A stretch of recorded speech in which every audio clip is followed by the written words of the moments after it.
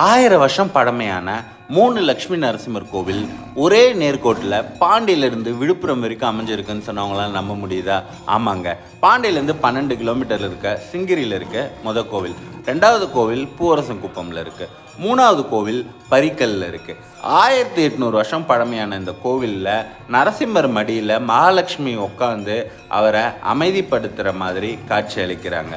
வசந்தராஜா என்ற ராஜாவோட வேண்டுதலை ஏற்று பரகால அசுர என்ற அசுரனை கொன்று வசந்தராஜா தேவர்கள் மற்றும் ரிஷிகளுக்கு அவர் காட்சியளித்தாருன்னு நம்பப்படுது. இந்த கோவிலில் நவதானியம்ல எழுதி வேண்டணும்னா அது நடக்கும்னு நம்பப்படுது.